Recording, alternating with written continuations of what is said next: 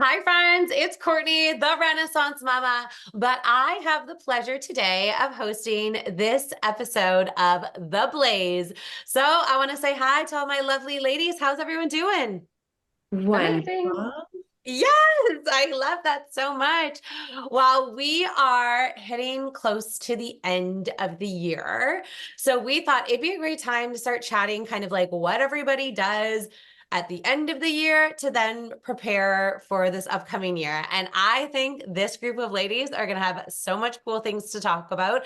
I actually just finished an episode like literally 5 minutes ago about sort of this exact topic. So I think it's going to be awesome to hear like what you guys do as well. I can't wait to share what I do, but I feel like there's going to be a lot of golden nuggets in this episode. So like, I'm not saying get your notebook and like start writing notes, but you might want to because I think there's going to be some gold here.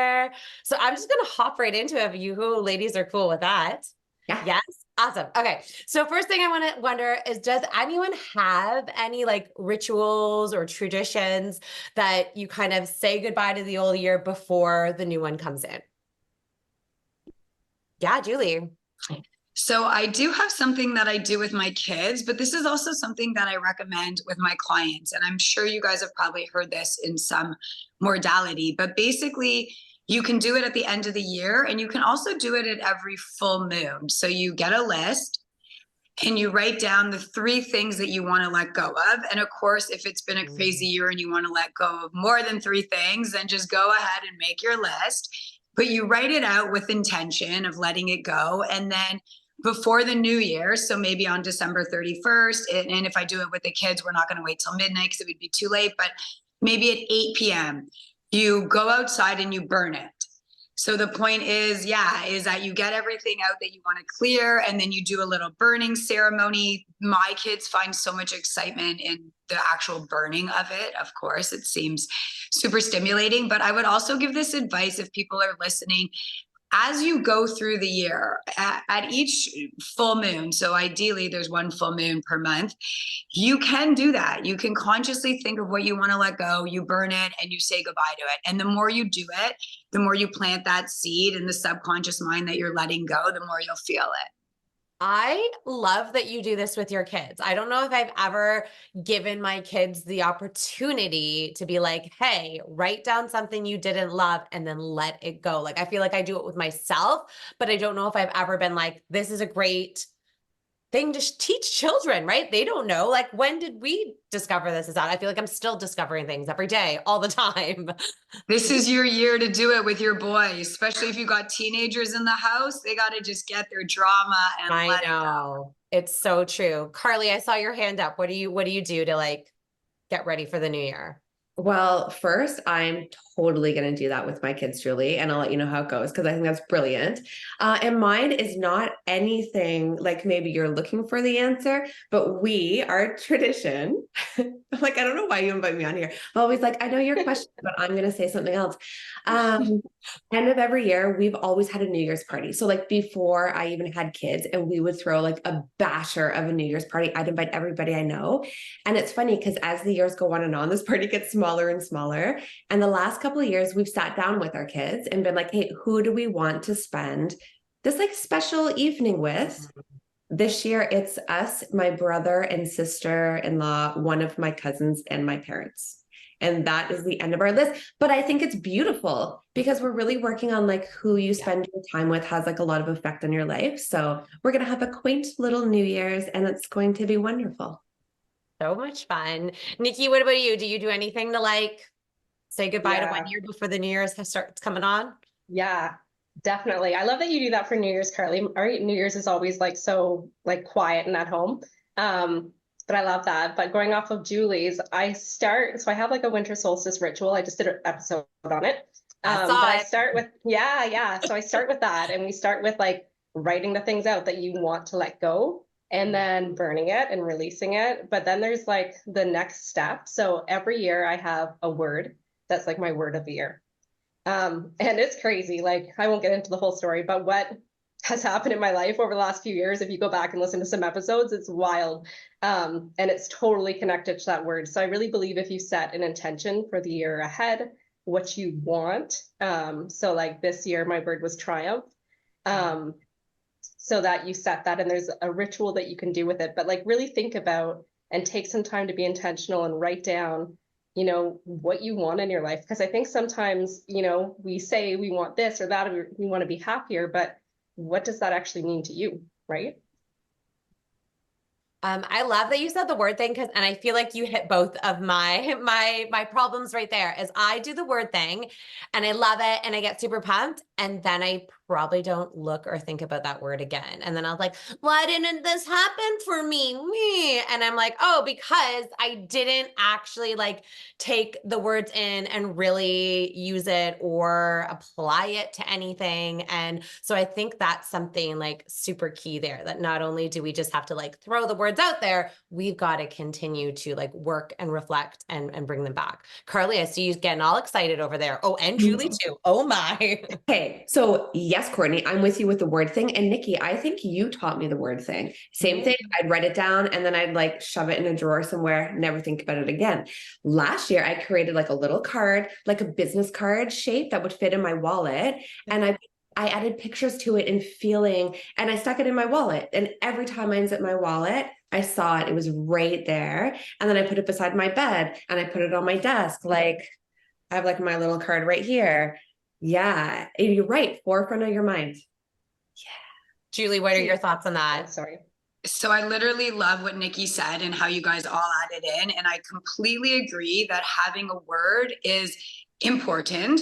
I am taking an NLP course, which is neuro linguistics programming. And what they say, what I've learned is instead of just having a word that we resonate with, we need to attach a state to it, because we have the ability to go into our mind and bring ourselves into different states. So if your word's motivation, then you would also close your eyes and think about a time that you were so motivated and you were so excited and you were so ready to go, so that when you call on that word, you can also take a breath and breathe in the actual state of motivation, which I think will make you want to call on the word more during the year, because the word actually has meaning and feeling and emotions, and it just helps drive that forward.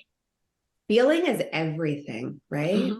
Yeah. And I love that you said that, Julie, because that's absolutely part of this ritual. It's like actually taking time to connect to like the feeling of what that means to you and how you embody that, so that when you think about it, and I actually tuck my word away and it goes in a safe spot for the year. So I don't carry it with me, but I connect to that feeling anytime I think of it. So you just nailed that one. I love it.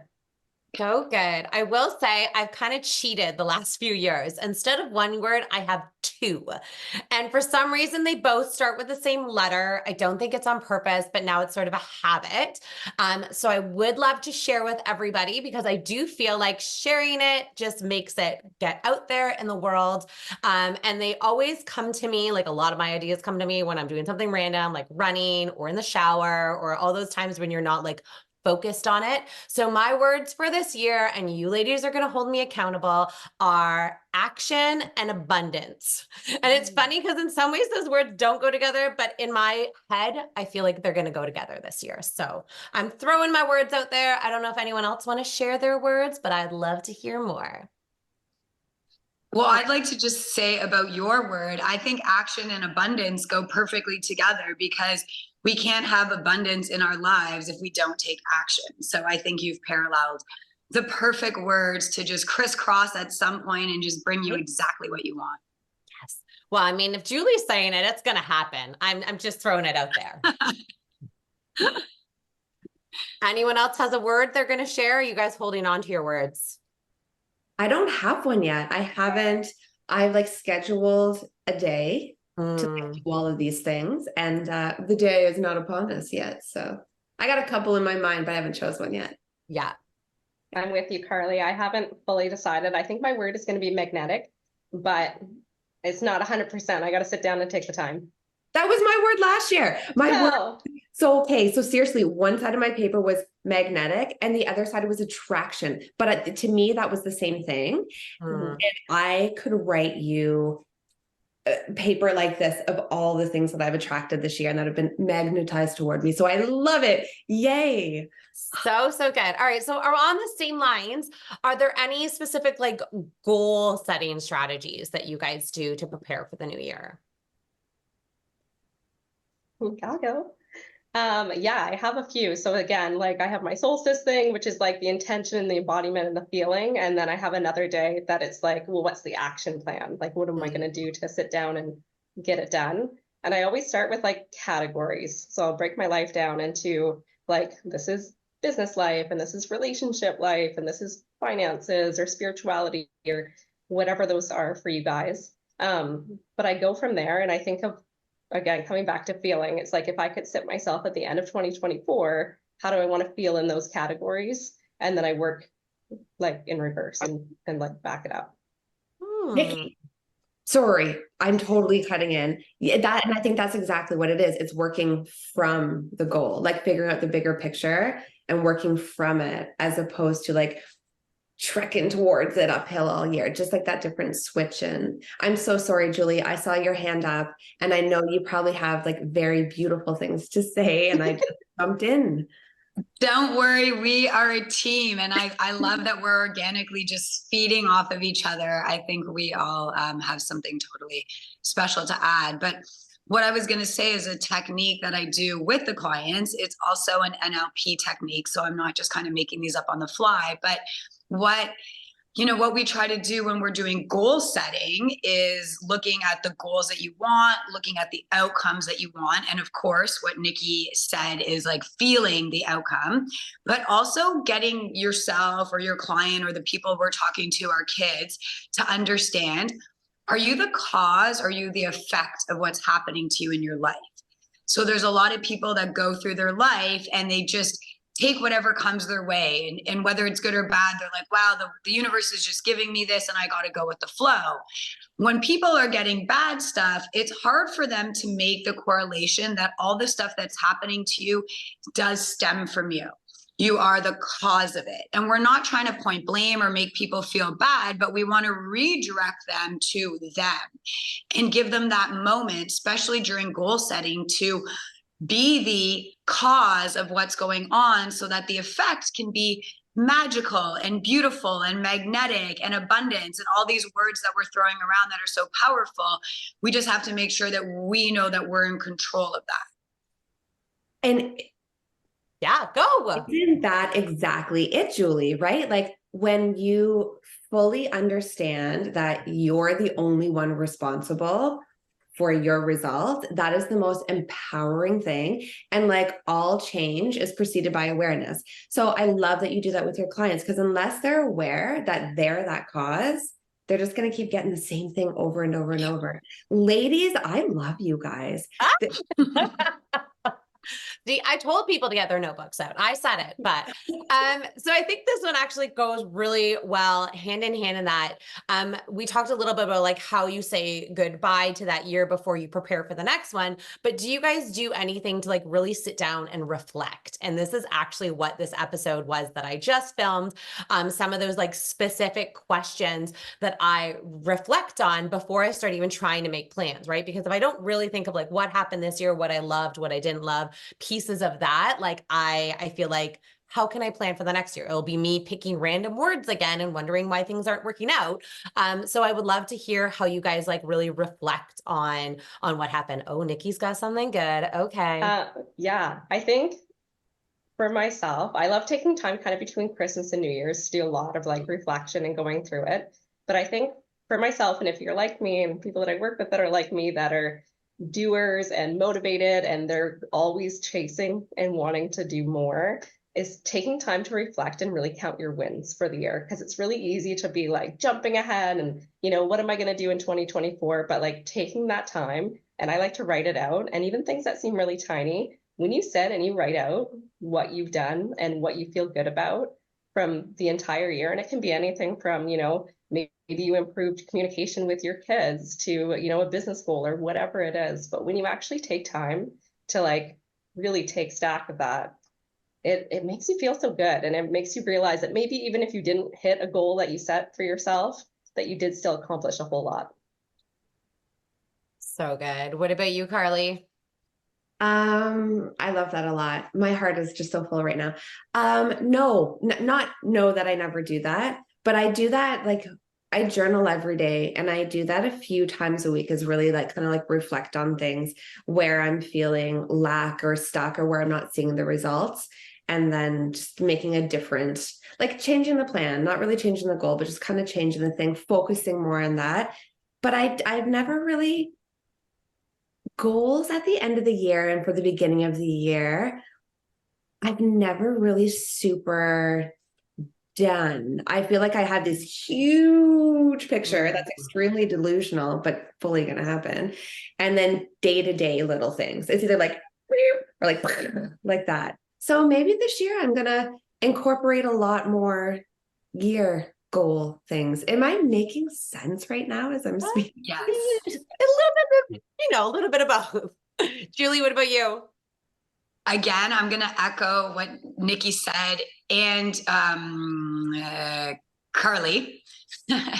In regards to journaling, it's such an important fundamental to do. And when we can actually sit down and write our thoughts, it's a way to clear our mind because we know that we have it down on pen and paper. It's also super helpful for us to look back on it.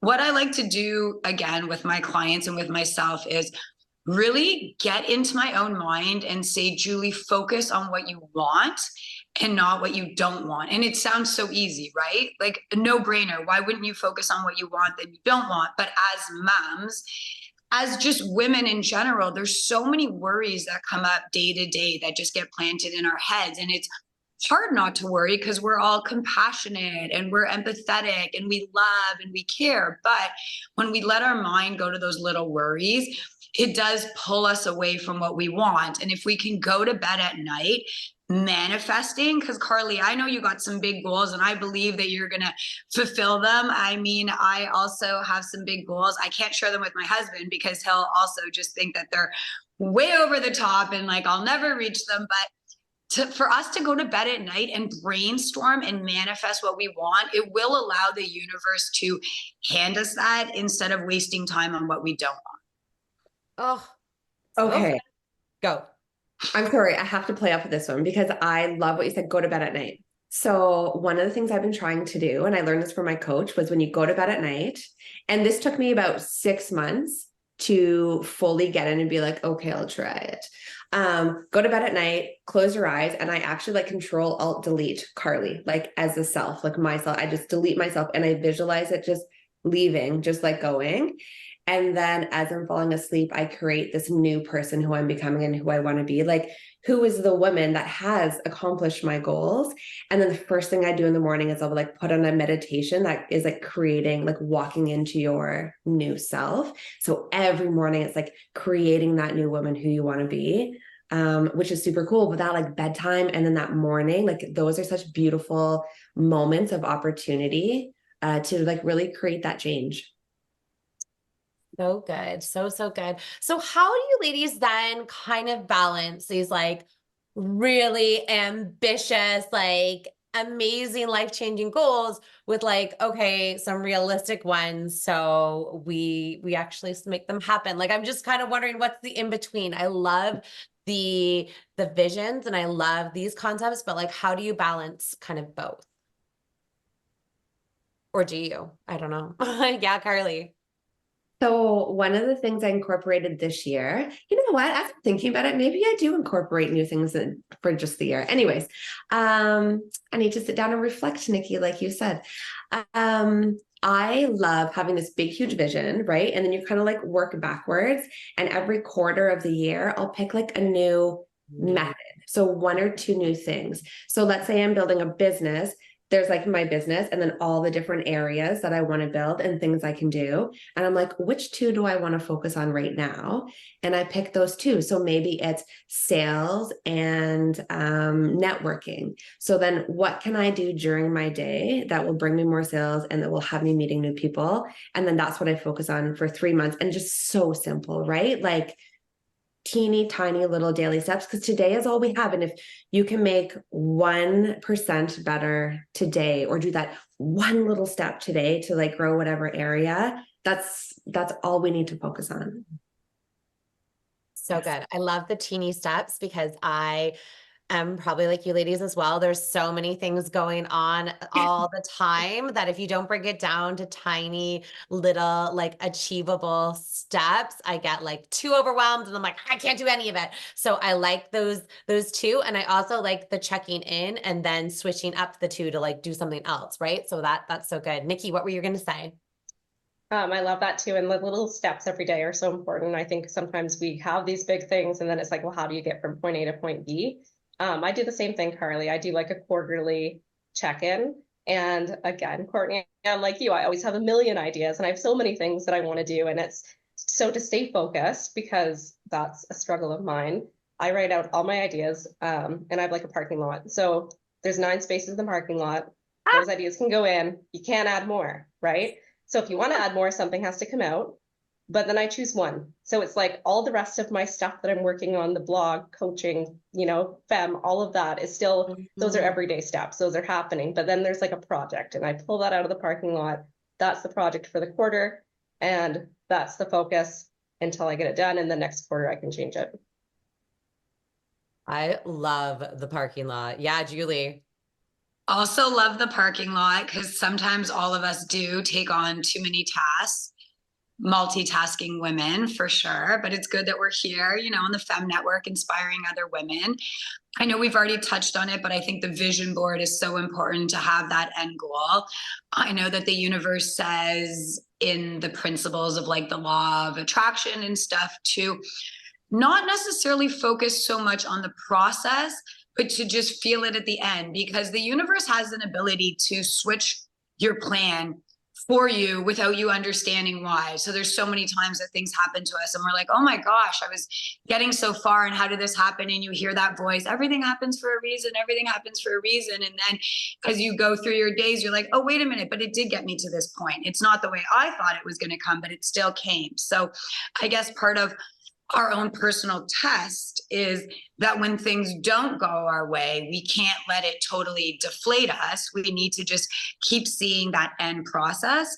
And I was just going to also echo about setting reasonable goals. I have a lot of clients, especially moving into the new year, that want to lose weight, right? Almost every human being wants to lose weight for the new year. It doesn't mean that they need to lose weight, but that's one of their goals. And for the people that want to lose 60 pounds or 70 pounds, we can never say, let's focus on the 70 pounds. We need to say, like, see your end body and what you're going to look like when you're 70 pounds lighter. But for month 1, my God, if you lose 7 pounds and you feel good about yourself, like, you're winning. So it is nice to break down the goals so that it doesn't feel impossible. Amazing. So you actually like popped on to something I was just going to mention. You said vision boards. So I was actually going to even throw this over to Nikki because I see that she's hosting a little online workshop soon. In case people don't use vision boards, Nikki, what are some of the, like, I know you probably could go on for a long time, but what are some of like the must-haves when you're creating a vision board? Yeah, so I do have a workshop coming up. I'm excited for it, but a vision board is another thing that I like to do every year and coach people on, and it's a lot of fun. But it's the idea, again, of like visualization and having clearly in your mind what you want.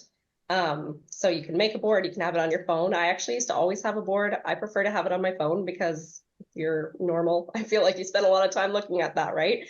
But it's like images of or words of things that you want to have in the year ahead. And it's all based, I won't go into like a long thing about it, but it's based on your reticular activating system. So that system is a part of your brain. And basically it helps filter. So like we have so much stuff that comes through our minds every day, right? But it helps filter and get to your brain what your brain thinks is important. And what you think is important is the stuff that you focus on. It's your belief system. So when you actually teach your brain what's important to you, and this comes back to what Julie was saying, like if you're not paying attention to how you're thinking and you're focusing on what's wrong, well, you're going to have more of that coming in. So the whole idea with that visualization is teaching your brain to visualize what you actually want to have come in. And it's like, so if you're wanting an example, if you've ever been looking at a car And all of a sudden you're just seeing like, you know, that Mercedes on the road all the time. And it's like you never saw them before, but now that you're looking at one, you see like nonstop. And that's just your reticular activating system. You told your brain that those cars are important. So now you're on like hyper awareness, right? So your brain's looking for that. So I won't keep going, but that's kind of in a nutshell why I really, really love vision boards. And I think that they're really powerful. Love that so much. Ladies, we actually don't have tons of time left. So there's a few quick questions that I want to get in here because I feel like people are going to want to know. But what happens or what strategies do you guys have when you do get setbacks, when you aren't achieving some of the goals you had set out, whether they are a New Year's resolution or something? Like, how do you kind of like pick yourself back up, or how do you continue forward? I can go. Yeah. I think maybe what I don't know. I have this feeling we're all going to say something very similar. And Nikki's already touched on it. I believe it was Nikki. Just reflecting on the things that you really have done. Because I do. I think that we had, especially as women who have all these big goals and these big dreams. And when we don't get there, it's so easy just to be hard on yourself and get down. But if you can sit and reflect on like those little wins. And then as well, I think that pulls it into like the little wins, like the 7 pounds as opposed to the 70. When we have those little wins, it builds that confidence. And if you don't reflect on those little wins, it's so easy to lose that and then just to give up. So good. Yeah, Nikki. Totally. I feel like we've talked about that. I love it, Carly. Like you have to focus on what you're doing well. But I think also when there's setbacks and dealt with a lot of setbacks, thinking about what can you learn? So instead of just seeing this as like a setback and it's crummy and you feel bad and it's not going your way, because then you can just spiral into that. It's like, what lesson can I take? Or what can I pause and think like, maybe I'm being rerouted. Maybe there's a reason that this didn't work because there's another way. So yeah, I won't keep going on, but trying to find like, what can I learn from the scenario? Even if you're not course correcting, maybe you're doing a little shift within the goal that you're working on. So many nuggets. Yeah, Julie. For sure, awareness is key. If I was doing a Reiki session with a client, it would be called your third eye and just like opening up your third eye chakra. I think it's great that we can all admit that we've all had our ups and downs. And I think the more motivated you are as a human being, the more downs you experience, because there's lots of more doors open for rejection. I've put myself out there many times and been rejected many times. And it just actually empowers me to find another avenue and to find another route. But like the few things that I would do is definitely advise clients or friends to go to yoga. You know, it's so much more than just like a physical workout, but you are opening up energetic meridian lines in your body. Some people love to run or go for walks. Any type of movement's obviously amazing. And focus on your breath. So if we want to clear away any type of anxiety or depression or just feeling let down from a situation that didn't go our way, if you roll your shoulders back and down, draw your belly in, tilt your chin up, and perceive and project yourself into the world of a place of confidence and strength, it will become your baseline. I love that. I feel like there's so many things here we spoke about today that like don't seem that far-fetched, right? Like we spoke of things that I feel like everybody could do.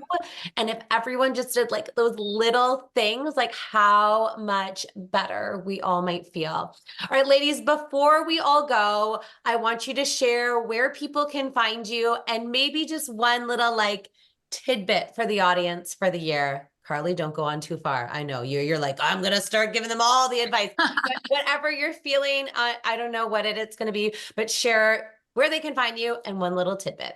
So let's start with you, Nikki.